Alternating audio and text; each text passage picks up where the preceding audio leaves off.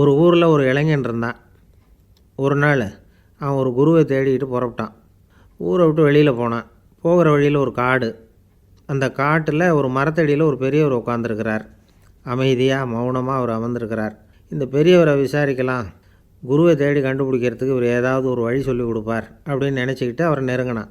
ஐயா, எனக்கு ஒரு குரு தேவை, எங்கே கிடைப்பார், அவரை எப்படி அடையாளம் கண்டுபிடிக்கிறது, அதை பற்றி ஏதாவது விவரம் சொன்னீங்கன்னா நான் கண்டுபிடிச்சிக்குவேன் அப்படின்ட்டுருக்கான். பெரியவர் நிமிர்ந்து பார்த்தார். தம்பி, அது ரொம்ப சுலபம். அவர் வயசானவராக இருப்பார், என்னை விட சுமார் 30 வயசு அதிகமாக இருக்கும். அவர் ஒரு மரத்தடியில் தான் உட்காந்துருப்பார் அப்படின்ட்டுருக்கான். சரிங்க பெரியவரே, அது என்ன மாதிரியான மரம், எப்படி இருக்கும் அப்படின்னு கேட்டிருக்கான். பெரியவர் அந்த விவரங்களையும் சொல்லியிருக்கிறாரு. அது மட்டும் இல்லை, சந்திக்கிற நாள், நேரம், வினாடி முதற்கொண்டு எல்லா விவரங்களையும் துல்லியமாக சொன்னாராம். இவ்வளவு விவரங்களை இவரால் எப்படி சொல்ல முடியுது அப்படின்னு இவனுக்கு ஆச்சரியம். இருந்தாலும் அந்த பெரியவர் கடைசியாக ஒரு விவரம் சொன்னார். அது என்ன தெரியுமா, எப்படியும் நீ அவரை சந்திக்கிறதுக்கு ஒரு 30 வருஷம் ஆகும் அப்படின்னு சொல்லிவிட்டாராம்.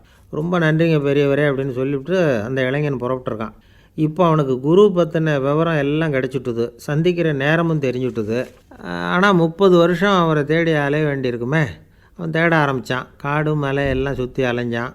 பல வருஷங்கள் தேடினான். அழுத்து போயிட்டான். கடைசியில் அவனுக்கும் வயசாகிட்டுது. கடைசியில் தன்னுடைய சொந்த ஊருக்கே திரும்பி போய்கிட்டு இருந்தான். அங்கே ஒரு மரத்தடியில் அவன் தேடிக்கிட்டு இருந்த குருநாதர் கிடைச்சார். யார் அவருன்னா, 30 வருஷத்துக்கு முன்னாடி வழி சொல்லி கொடுத்தாரில்ல அதே பெரியவர். அவருக்கு இப்போ 30 வயசு அதிகமாக இருந்தது. அதே மரம். அன்னைக்கு பெரியவர் சொன்ன அடையாளம் இப்போ பொருத்தமாக இருந்தது.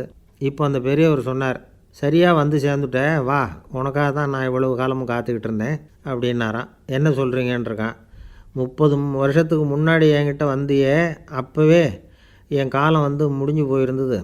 அப்போவே என்ன உனக்கு அடையாளம் தெரியல, அதனால் இவ்வளவு காலம் உனக்காக காத்துட்ருக்கும்படி ஆகிட்டுது அப்படின்னாரான். ஐயா, அப்போவே நீங்கள் சொல்லியிருக்கலாமே, இதுதான் 30 வருஷம் கழித்து நீ சந்திக்க போகிற இடம், நான் தான் உன்னுடைய குரு அப்படின்னு சொல்லியிருக்கலாமே அப்படின்ட்டுருக்கான். அந்த பெரியவர் சிரிச்சுக்கிட்டே இதுக்கு பதில் சொன்னாராம். நான் எவ்வளவோ விவரமாக தான் சொன்னேன், நீ சரியாக புரிஞ்சிக்கல.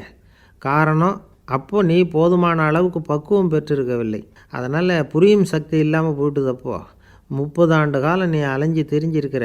அது காரணமாக இப்போ உனக்கு அந்த பக்குவம் வந்துட்டுது. அதனால தான் அடையாளம் காண முடிஞ்சுது, நானே உன்னுடைய குரு அப்படின்னாராம். இதிலேருந்து என்ன தெரியுதுன்னா, ஆன்மீகத்தில் மாணவனாக சேர்றதுக்கு கூட ஒரு பக்குவத்தன்மை தேவைப்படுது.